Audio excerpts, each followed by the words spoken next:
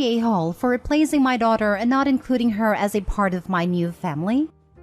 I have 4 daughters, Charlie 25 and Amy 21, and my stepdaughters Claudia 15 and Rose 17. I had a son Isaac who was Charlie's twin who passed away from leukemia when he was 19. When he was diagnosed at 14, there was a lot of medical bills to pay for Isaac's treatment, and I ended up working a lot to pay for his hospital bills. During that time, my ex-wife Brenda slept with this guy Jake behind my back. I found out about the affair, and we had a divorce when the twins were 15 and Amy 11. All of them knew the full story of what happened, and my ex and I had 50-50 custody. Charlie visited Brenda till she was 16, after which she stopped. We told Amy what happened when she was 14, but the thing is, Jake is quite wealthy, and Amy preferred it there more because she got spoiled. She eventually chose to stay with Brenda when she turned 16. During this period, I met Lucy. I fell in love with her and got married when the twins were 19. Lucy herself had 2 daughters, Claudia and Rose, and they were both welcomed into the family. My son passed away a few months later. When Amy moved in with her mom permanently, she cut off all ties with us.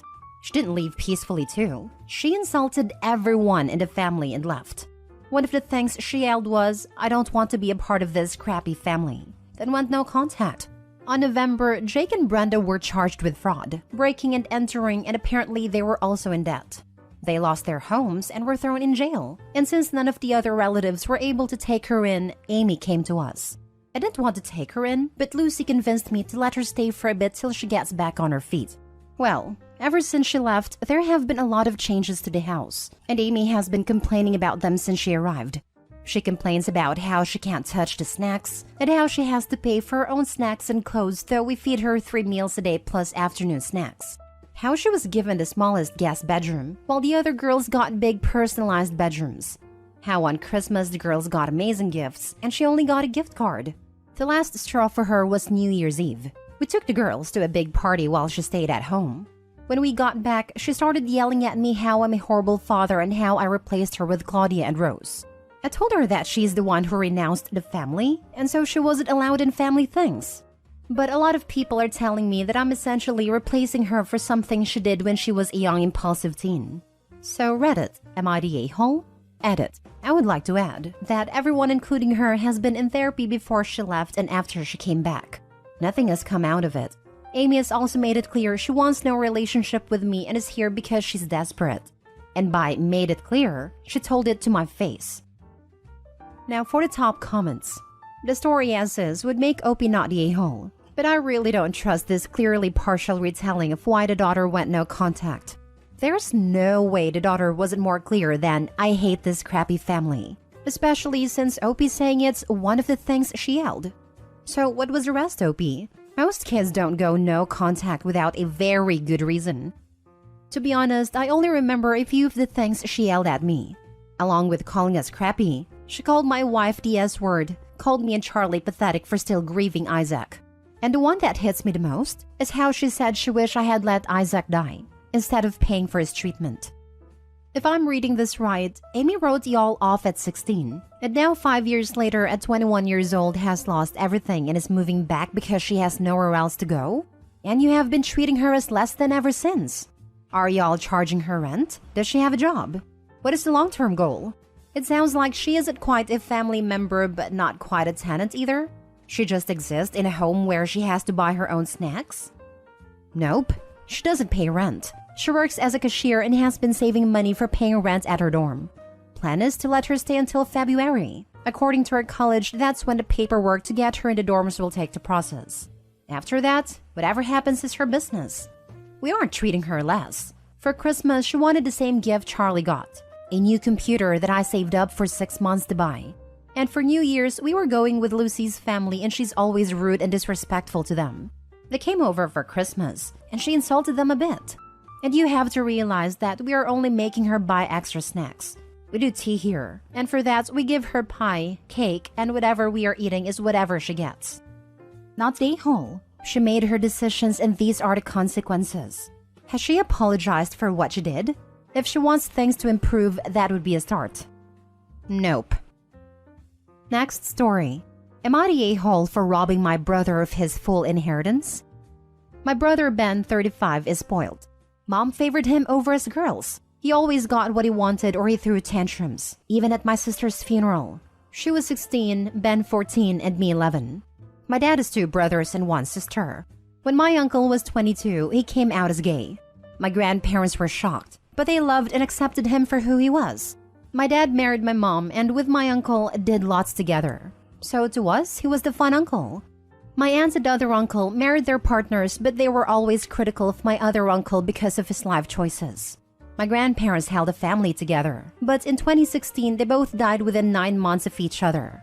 My aunt and uncle then disowned my gay uncle. He was upset, but he and my dad have always been close, so we became his only family. In 2019, my uncle was diagnosed with lung cancer. He rewrote his will and asked my brother to be executor because dad wasn't coping with him being sick. Ben also accepted because he believed that my uncle would split everything between him and myself. My uncle died in May 2021. My dad, my uncle's boyfriend, and I were with him. I called and messaged my brother repeatedly, but he didn't answer or come to say goodbye. At a funeral, dad was a mess, but my brother was giddy. A couple of weeks of my brother pestering my dad to find a will later, we looked in my uncle's safe. Dad unlocked it and Ben grabbed the paperwork. Soon after, he swiped everything off my uncle's desk, swore, yelled, then stormed out. Later, I found a will, and my uncle had split his estate 4 ways, 1/4 each to my brother, myself, and my uncle's boyfriend and cancer research. Ben was angry because he only got 1/4, so he contested the will. He claimed that he only accepted a job of executor because he was promised half. He believed he should get half, and the other half should be split 3 ways. It went to court in October 2022. I testified, and when asked if my brother should get half of the estate because of all the work he had to do, I said no. I said my dad and I had done more than my brother helping my uncle simplify his affairs prior to his death, and that my uncle was a deliberate man, and we should respect his wishes. Ben was livid, but still thought he would win. He didn't. Then early December, I was notified that Ben got 1/4 minus costs, and the rest of us got 1/4 each. He went nuts, demanding I compensate him because I cost him his money. My mother blew up my phone with, "How could I do this to her baby?" And relatives are telling me I did a wrong thing. Mom banned me from Christmas because of my poor behavior. My parents divorced when I was 16, then told everyone I refused to come after what I did.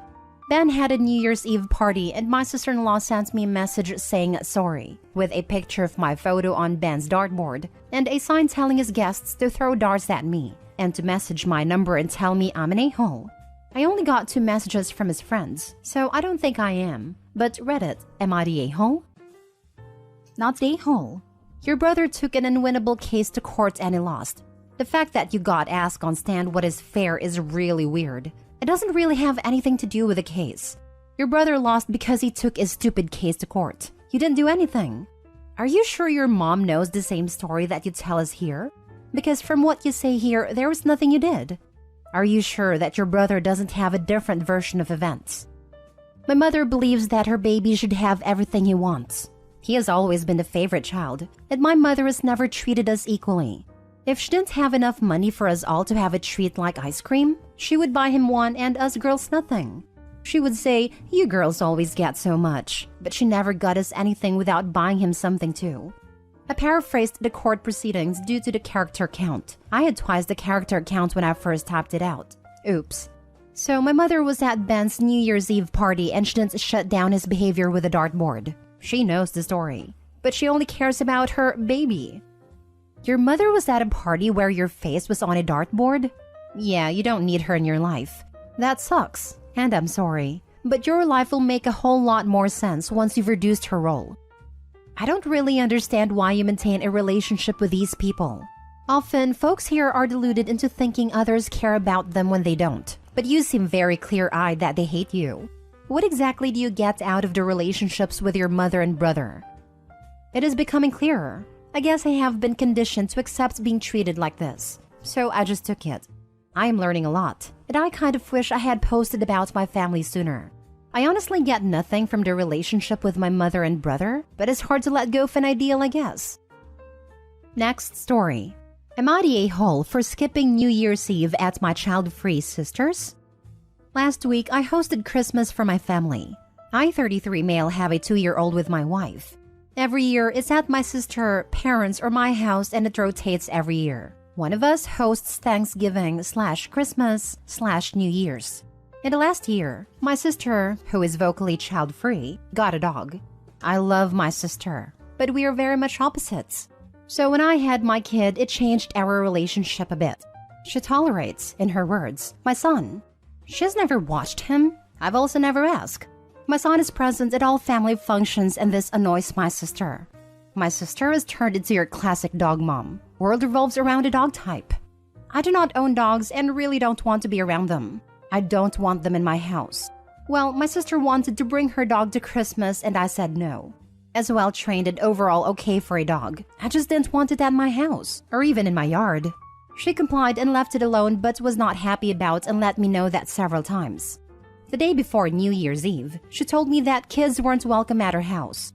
I was taken aback by this and asked why. She just said alcohol would be present as we all drink and family friends also come to this party, and just said it wouldn't be appropriate for a 2-year-old to be present. My wife and I had planned to only stay till 10 anyway and then would go home because of our kid. We thought about it and opted to not go at all, and respected my sister's wishes by keeping the kid at home. I let her know a half hour before the party started. Wife and I treated it like any other night, wouldn't even stay up till midnight. By 11, I noticed missed calls from her and didn't answer.